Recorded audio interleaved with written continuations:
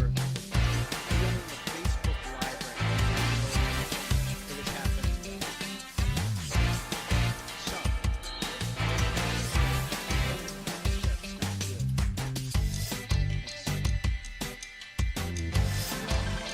And that's Jump Up My Purple Planet music. Thank you very much, and welcome. Hey, welcome everybody to the show. This is Sherman Ray, and it is Monday. Woo-hoo!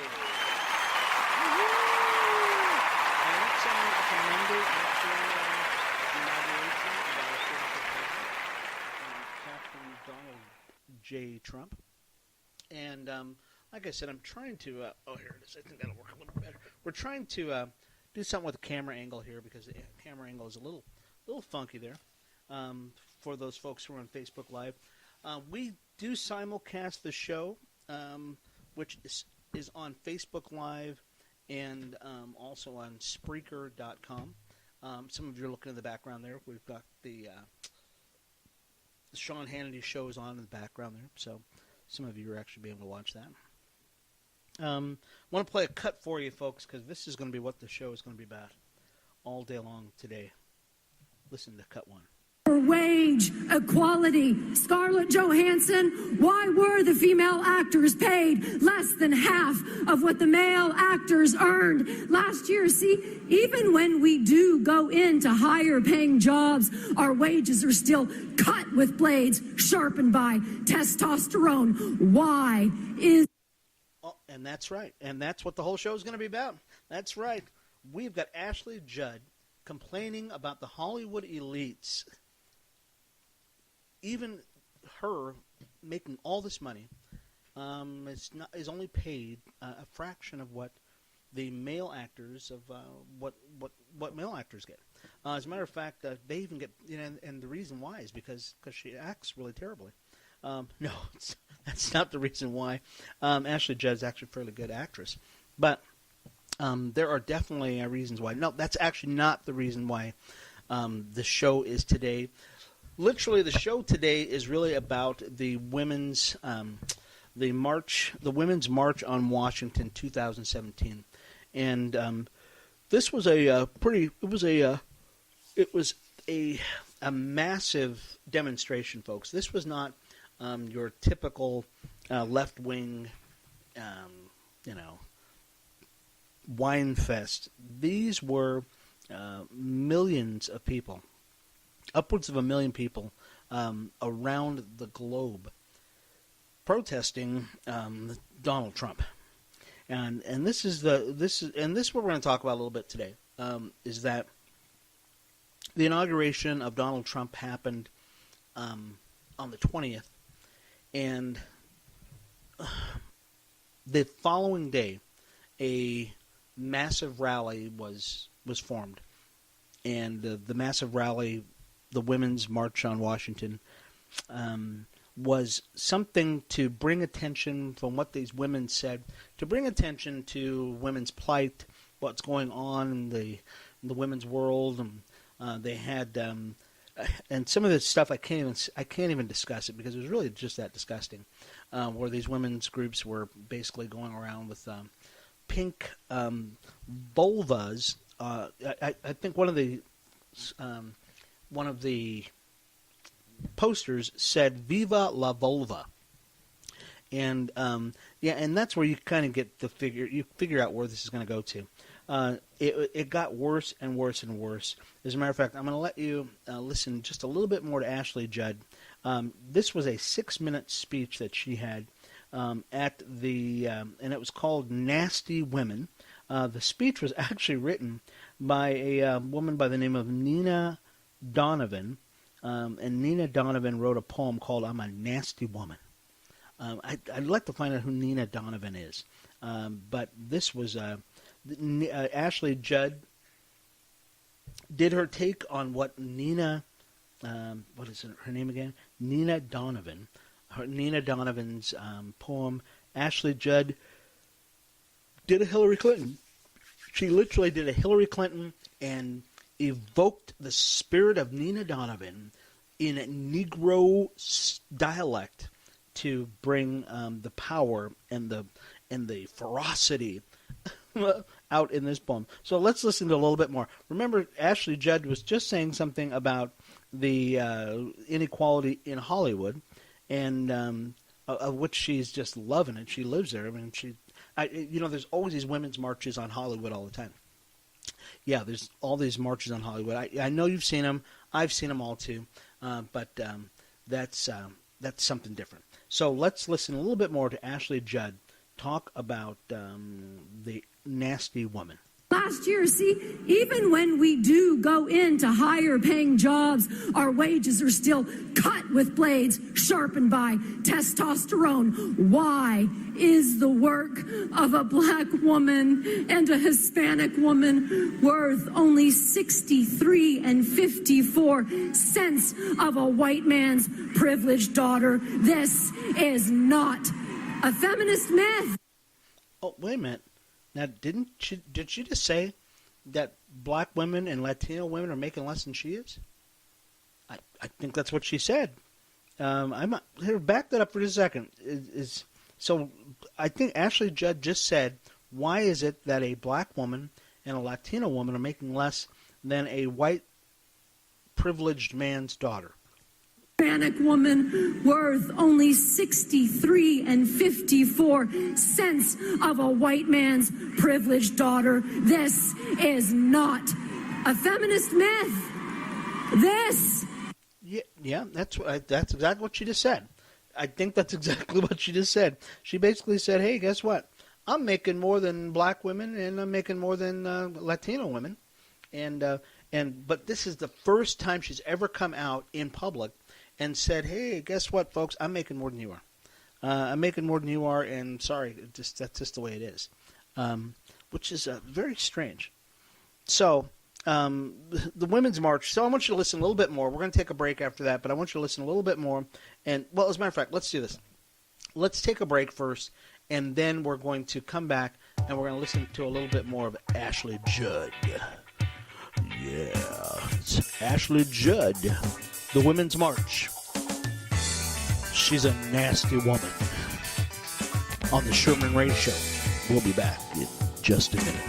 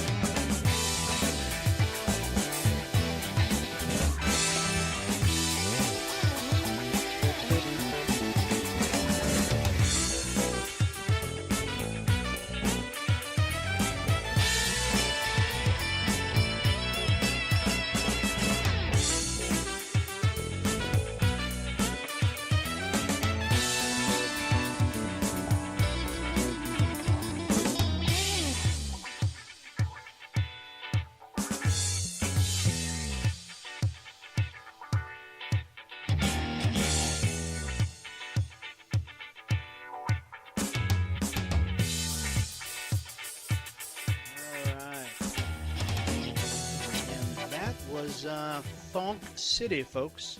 We're going to go back to Ashley Judd here in just a second, folks. We've got to listen to what Ashley Judd is talking about here. But this was the Women's March on Washington, 2017. For those of you who are just joining us on Facebook Live, we want to remind you, Donald J. Trump was inaugurated President of the United States on the 20th.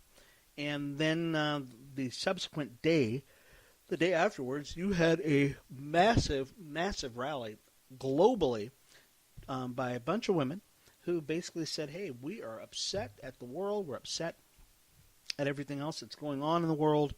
and we are not going to be taken for granted anymore. And Ashley Judd has just she's reading a poem right now, and it's funny, they've got I don't see one woman on stage other than Ashley Judd. The whole band, all of the tech crews, all the camera guys and everything, those are all a bunch of guys. So they did not enlist the help of women to do all this stuff. I wonder who did all the lifting, the heavy lifting of all that stuff too, to get all that stage props and stuff on stage there. I'm just kind of wondering, Anyways, let's listen a little bit more to Ashley Judd, because she had something serious to say about the plight of women, and we'll go from there. Okay. Is inequality. So we are not here to be debunked. We are here to be respected. We are here to be nasty. Wait a minute. Did she just say we're here to be respected? I know it's exactly what I heard her say. She goes, we're here to be respected. We're here to be nasty. I don't know about you, but it seems like an oxymoron. That's like saying I'm a fat, skinny guy, or I'm a tall, short guy. Call me short round, or something like that. She says, we're going to be respected. We're here to be respected. We're here to be nasty. And like you said, like I'm saying, she's reading a poem by a lady by the name of Nina Donovan. And I don't know if you notice it. Ashley Judd has been getting... she donned the African motif of, she's even moving like a sister. You know what I mean? She's got the moves like a sister would be moving. And very interesting that she would be doing something like this. Let's listen a little bit more. I'm nasty. Like my blood stains on my bed sheets, we don't actually choose if and when to have our periods, believe. Oh, come on now. That's just nasty. Ashley, that's just nasty. Come on, really? This is an interesting thing about this, folks. We're going to get in the serious part of this pretty quick here. But this is just, I think she just went left on this.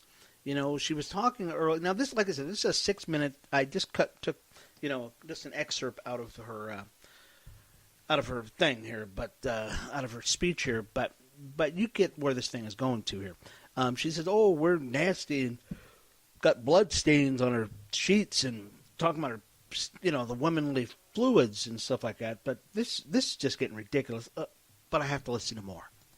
Believe me, if we could, some of us would. We don't like throwing away our favorite pairs of underpants. Tell me, why are pads and Tampax still taxed? Ooh, that was a brand name. Why? Wait a minute. So she stopped because she said a brand name. She doesn't want to say a brand name unless she's getting paid, of course. Now, so Ashley Judd, in the midst of her soliloquy, her poem, said basically, hey, wait a minute. Unless I'm getting paid by Tampax, I'm not going to even say their name. So at least she's smart. I bet your agent's probably saying, hey, you know what?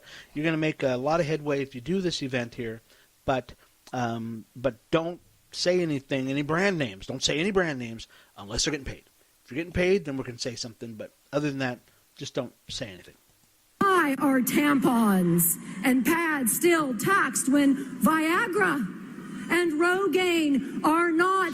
Is your erection really more than protecting the sacred, messy part of my womanhood? Uh-oh. And you know what? You didn't see this, folks. If you could see this video, you would see Ashley Judd going sister on us right now, because she's almost ready to jump up and down. There's a lady behind her, and I'm thinking it's a church revival here right now, because she's turning around going, if you saw my stains on my pants and okay. Anyways, that's enough of that. Okay, I'm done with that right now. Let's get to some serious things here. This is very interesting. Ashley Judd and the other, tens of thousands of women who went to the Women's March on Washington this weekend. And now this is going to upset a lot of people, but I think it's a farce. I think it's bougie. I think it's hypocritical for these women to go out under the guise of saying that they're marching for women and we're marching for women's rights when they know that really this is a cover for women just to whine and just to complain and just to say anything and feel like they're empowered. Let me make my case here, folks, and this is going to upset a lot of people, but how many of you remember in 1979 the Chinese government instituting a one-child policy? A one-child policy. Yeah, that's right. The Chinese government said basically we can't afford to pay for all you people, and if you're going to have a kid, you're going to have to make your choice, but it's going to be one child. And most people said, well, you know what, the boys can work, so let's keep the boys around. Okay, that was if there was any type of if you could say that there was an attack on feminine under women, that would be one. How many millions of women marched around the globe to make sure that this one-child policy was stamped out in 1979 in China? Yeah, I didn't see too many. Okay, literally China, once they basically phased the policy, the one China policy, out in 2015. Folks, that is years and years and years and years later that China actually phased out that one-child policy. Not with millions of women marching all over the place. You know why they stopped that? It's because they started making money. Okay, they started making money. How many women's marches were there out there when Snoop Dogg and all the other hip-hop guys went out there and they got girls bumping and grinding all over the place and they're basically taking advantage of all these girls? I don't see them.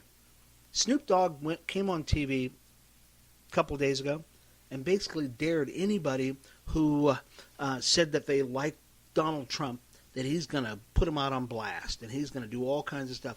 And he is one of the biggest violators of women on the planet. That's right, Snoop Dogg and all these other hip-hop guys. Where are all the women's marches against that? Oh, no, you don't see those women's marches. Okay, let me give you another example. What about in Saudi Arabia? What about in the Middle East, where you've got women who can't even learn how to drive, they can't go to school, they can't walk by themselves, they can be marital rape? How many women's marches are there out there to try to make sure these women have their rights? And these are literally governments, systems in place that institutionally make sure that women are put down. How many women's marches are there globally for that, to see an end to that? That's right, not one. How about in other countries where women can't even read? How about in Darfur? How about the 200 girls that were stolen from their families? Michelle Obama put out a hashtag, bring back our girls. Just bring back our girls. Okay? Wonderful. That was wonderful, a wonderful sentiment. But no, we never saw a march. We never saw people coming out en masse. We never saw people with their pink hats on their head. I will tell you exactly what it is. You go look it up. I'm not even going to give them the dignity or to say what these pink hats represented on their heads. That's why I'm saying that this march, this women's march, is a bunch of BS, to tell you the truth. I think it's a bunch of BS for one big reason. Because there are babies being killed every single day in America. 50% of them probably girls. And where are the women out in front of Planned Parenthood? Oh, no. Oh, no. Oh, I know. I just stepped in it right now. That I stepped on the holy grail of liberal theology. Planned Parenthood. That's right. Where are all of the women's groups that should be out in front of Planned Parenthood, knowing that that babies are being aborted, and half of them are females? You know, half of them are females. and you never hear one person ever say one word about Planned Parenthood. As a matter of fact, it's part of the Democrat platform. Hey! That's part of the Democrat platform is Planned Parenthood. So don't tell me that these women's groups or that this women's march is just something that's just the greatest thing in the world. Because it's not. It's bogus. And we're going to talk a little bit more about it at the other side of this break. Ashley Judd, you should be ashamed of yourself. And Madonna, too. We'll talk a little bit about her in the next segment.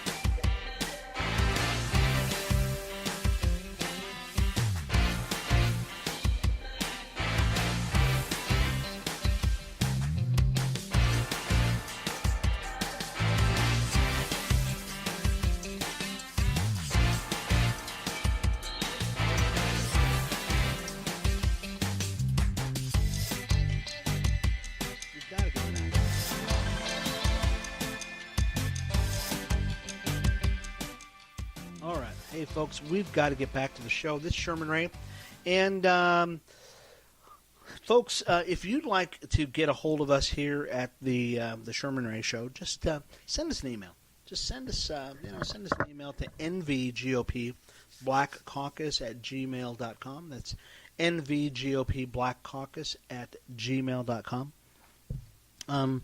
We are working really hard to start our own website. Right now, we've got the Nevada Republican Black Caucus website, but we'd like to get a website just for the show, and looking really forward to that. Where we can archive all of our videos and audio and that kind of stuff.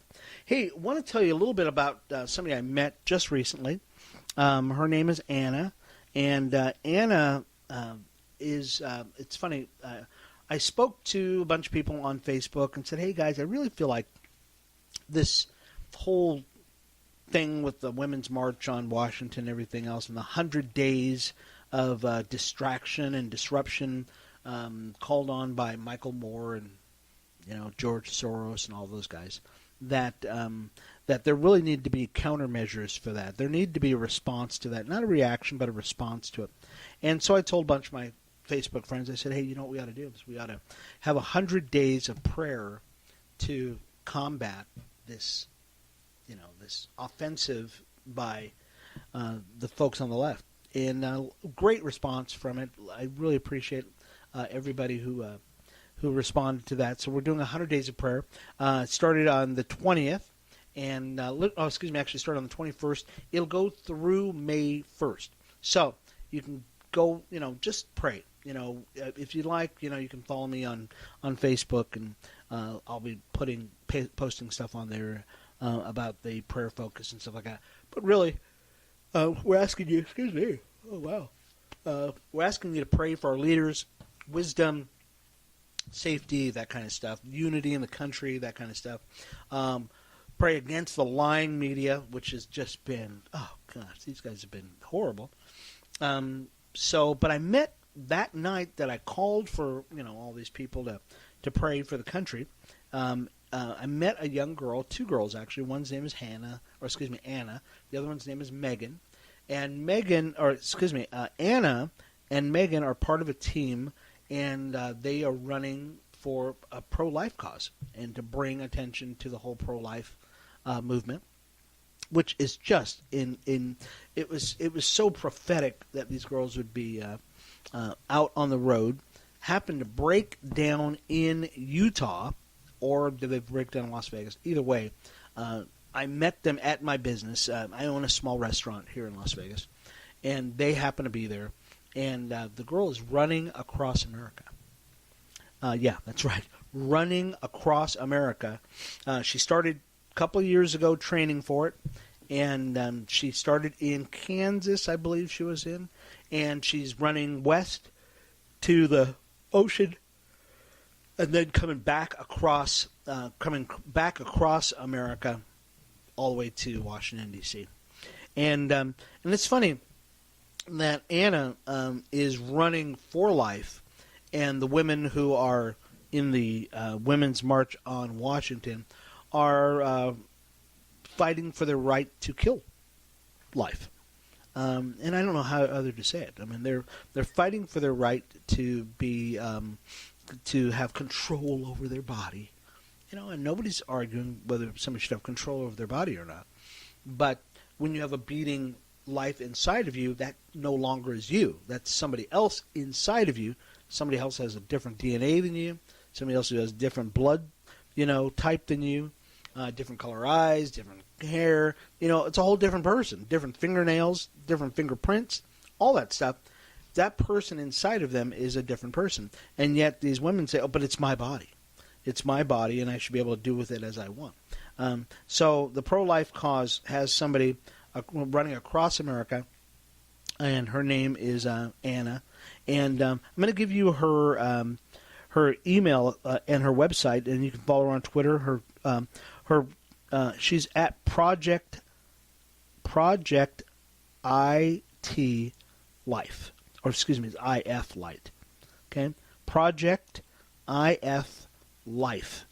So that's Twitter, Project IF Life, or you can send her an email at projectiflife@gmail.com, and she also has a website, projectif.life. Okay, so Project IF, as in Frank, Life is her at her website. So it's very interesting, and her name is Anna and Megan. So we're really excited about it, and we got to meet them, and it's so awesome that in a world where you have millions, literally upwards of 1 million women globally that are fighting for their right to kill babies, you got one little girl that's running across America and trying to bring awareness to the pro-life cause. And you know what? It's just you can't ask for much more than that. I mean, you really can't. That little girl is she's doing some great things. So anyways, hey, after we come back from the break, folks, we'll talk a little bit more about what Donald Trump's been doing all weekend long. Today was his first day at work. I'm your host, Sherman Ray, and I'll be back in just a minute.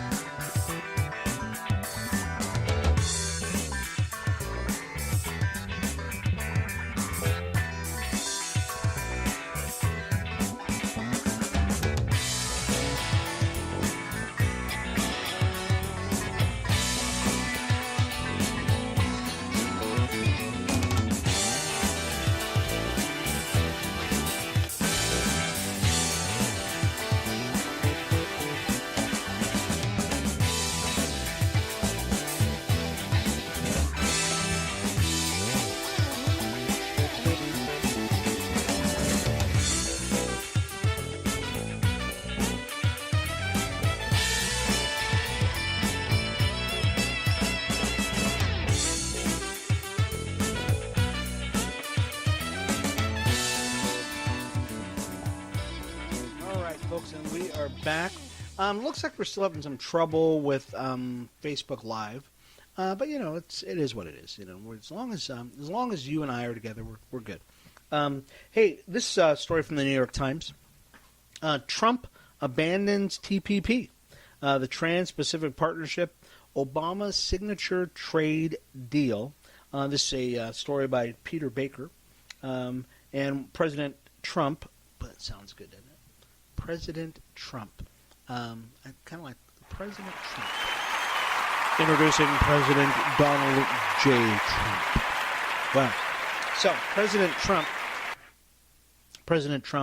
formally abandoned TPP on Monday, pulling away from Asia and scrapping his predecessor's most significant trade deal on his first full weekday in office. Wow. Mr. Trump sharply criticized the partnership agreement during last year's campaign, calling it a bad deal for American workers. Although the deal has not been approved by Congress, the decision to withdraw the American signature at the start of Mr. Trump's administration is a signal that he plans to follow through on promises to take a more aggressive stance against foreign competitors. So that's, this is not surprising, folks, that Mr. Trump would do something like this. That he's going to move forward with, some things that he said he was going to do, and aggressively. And I noticed that this, if you got a politician who gets in office, he goes, and his buddies tell him, hey, don't worry about it, bud, we can get this done next year. You got plenty of time to get that stuff done. Go ahead and drag your feet. Not so with Donald Trump. He's not dragging his feet. He's not slowing down. He's not waiting. And as a matter of fact, he's gonna get it done on time, on budget, or under budget and under time. So he's gonna get it done, and that is something that he said that he was going to do, and he's doing it. So that's just the way he is, There's another story here that Donald Trump is going to sign an executive order to renegotiate NAFTA with Mexico and Canada. This is pretty interesting. Now, he's got some people worried already. This story is by, who is it by? Her name is Kristen Walker.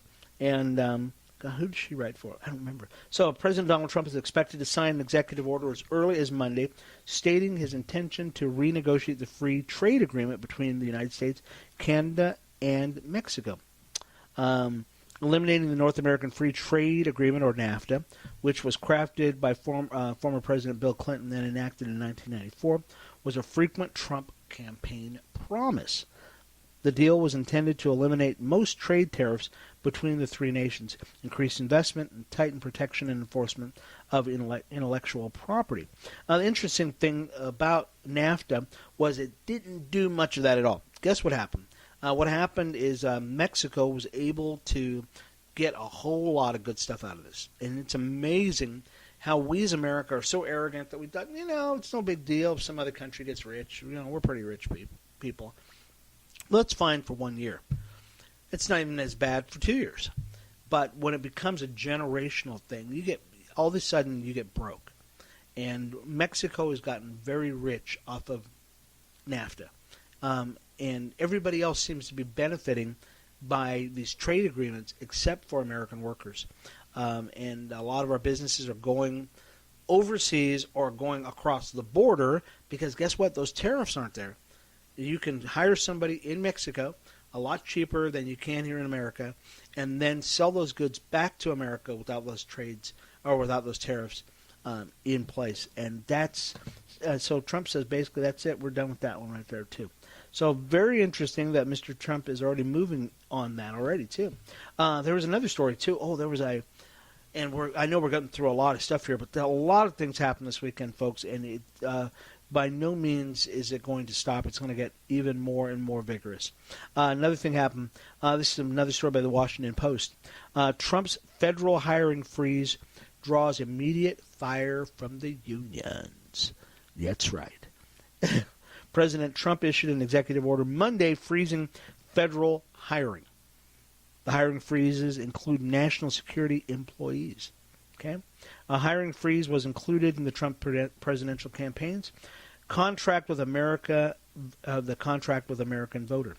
It was the second of 6 measures to clean up the corruption and special interest collusions in Washington, D.C., and part of his 100-day action plan to make America great again. The plan excludes the military, public safety, and public health. So, the things that the government are supposed to do, he said, hey, we're going to definitely hire for that. Okay? If it has anything to do with the military, which is part of what the government's supposed to do. If it has to do with public safety, which is policing, or public health. Okay? And that would be Medicare, Medicaid, or something like that. Okay? If it has anything other than that, guess what? That is an expense that we as a people are going to have to relook at. We're going to have to look at again. And that is what Donald Trump ran on. And that's what a CEO does. News of the executive order drew immediate fire from the largest federal employee union. Now, folks, let me tell you something. I'm a union member, or I was a union member, for about 15 years as an electrician. And, excuse me. And the union has a lot of upsides and it has a lot of downsides. One of the upsides is that they are the ones who instituted the 40-hour work week, health care, that kind of stuff, vacations. Okay, the bad side of the unions is that they want everything to heck with the employer. Okay, even if the employer goes broke, as long as you make more money for the employee, that's fine. Okay, and that's the problem, is that the unions do not look at the employer as an equal partner. They look at the employer as an adversary, and that's a problem. So now the federal employee union, looks at the federal government and says, hey, you're an adversary now. We don't care what it costs you. We want you to keep hiring people, even if the government goes broke. That would be you and me, folks, because the government has no money other than what it can get from you or I. So the federal employees union is saying, hey, we don't care what it costs. You need to keep hiring people. But they don't understand that is not the government's job. The government's job is not to keep hiring people. The government's job is to only provide three things, basically. That's your public defense, your public defense, and your roads. Really, I mean, that's really it's not even supposed to do your health care. Okay, it does do that stuff, but guess what? It's not supposed to do all that stuff. So, right now, the employees, the federal employees union is a little upset, but oh well, they'll get over it because there's nothing you can do about that. There's really not much you can do about that as a federal employee or the union, and saying, well, you have to keep hiring people, because you don't. You can actually let the job, whoever's at work, let them, retire or something like that. Okay, so right now, Mr. Trump is making waves. I'll tell you. This is another thing that he did. This is another story by the Washington Post. Trump to CEOs: stay here, and I'll wipe out 75% of regulations and fast track your factories. This is in the opening hours of his first formal day in the White House on Monday. President Trump welcomed leaders from several of the country's largest corporations and promised to wipe out at least 75% of government regulations that hinder their businesses, fast-track their plans to open factories, and cut taxes massively. And he again threatened to impose a substantial border tax on companies that move production out of the country. Okay, this is interesting. This is the same thing that a governor of a state would do. Governor of a state would see companies that are in other states or potentially are going to want to open in his state, and he says, hey, guess what? I'm going to do some great things for you. I'm going to make sure regulations are great for your company as long as they don't screw the environment, and we're going to make sure taxes are low. We're going to remove the barriers for you to move into our state and to create jobs for workers in our state. And that is what Donald Trump is doing to these major corporations. He's saying, look, I'm going to create a great climate for you. As long as you don't screw up everything around us, we're going to have a great time. Oh, by the way, we're going to fast track everything so you can get up and running as quick as I can. But if you think you're going to move those companies out of our country and then try to sell your stuff back to America without paying the price, you're wrong. Okay? And I think that's smart. Okay, I really do. I think that's a smart deal. And guess what those companies are doing? They're saying, hey, sounds good to us, Mr. Trump. I kind of like that idea. So you're going to lower taxes. You're going to remove some barriers, some of these regulations. Like I don't have to worry about, raising my left foot and my right foot at the same time, that kind of thing. Because as a business owner, I understand that there are a lot of barriers that hinder businesses from working. And it just makes it ridiculous. I got more bills from everybody. Everybody's reaching for me to get more money. Everybody always wants more money out of me so that I can't hire people. I can't expand my business, and there's more regulations. Mr. Trump is saying, no, we're going to do something about this. We're going to lower the barriers for you so that you're going to be able to work and to hire more people. So that's just a great thing. Let me get to one more story because I know we're running out of time here, but I really want to get to some last stuff. Okay, we talked about that. This is interesting. Okay, let's end on a light note. Okay, there was a story I wanted to read, and kind of a where's it at? Oh, I'm gonna miss it. Oh, I'm gonna lose it. Basically, here it is. Okay, this is a story about our friends in San Francisco. Our friends in San Francisco, they've been instituting sanctuary city laws there, and they've been trying to hide illegal aliens and stuff like this. Well, guess what happened? This was actually happened last week. A story about Alex Dobozinskis, an undocumented immigrant from El Salvador, or an illegal alien from El Salvador, is suing San Francisco, alleging police violated the city's sanctuary city policy by turning him over to immigration authorities after he reported his car stolen. Oh, this is sad, folks. Come on, I know, I'm laughing. Okay, the lawsuit was filed on Tuesday on behalf of Pedro. Pedro's 32, and I'm not going to try to say his last name, so I'll destroy it. In federal court in San Francisco against the city and its police chief for violating his right to due process and breaking an ordinance barring municipal employees from cooperating with federal immigration authorities seeking to deport a person. Pedro walked into a police station on November 2015 to report his car was stolen. Okay, now remember, Pedro is an illegal alien. Okay, but he's got a car, got a license, car got stolen. Okay, so his report. Oh gosh, I know you can't make this up. So he reported his car was stolen, according to the lawsuit. 2 days later, the car was found, and when he went to recover it, that's right, here it comes, he was handcuffed. Led outside where federal immigration agents were waiting for him. The lawsuit. I can't believe this. Pedro, they got your car, though, buddy. You just can't drive it. The civil action comes out of San Francisco, and dozens of the other U.S. cities face pressure from President-elect Donald Trump. At the time, he was president-elect. Now he's president. Who takes office on Friday, which he did, to abandon their policies of limiting cooperation between law enforcement officers and the U.S. immigration authorities. So, Pedro gets busted for driving a car illegally in the United States. I don't even know how the guy stays here. But he got a car. He was driving it. It got stolen. He reported it. They found the car, and they found Pedro too. So, that's just the way it is. So, it just crime just don't pay, folks. It just don't pay. And poor Pedro, he's the one he found out firsthand. It just don't pay. Anyways, folks, this is Sherman Ray. This is Sherman Ray's show, and we really appreciate you being here. If you'd like to send us an email, we'd love to hear from you. Just send it to nvgopblackcaucus@gmail.com. That's nvgopblackcaucus@gmail.com. Love you, folks. We'll be back tomorrow with more great stuff. See what Mr. Trump is up to and see what the government's up to. Got to drain the swamp if you want to get to fresh water. This is Sherman Ray. We'll see you tomorrow on the Sherman Ray Show.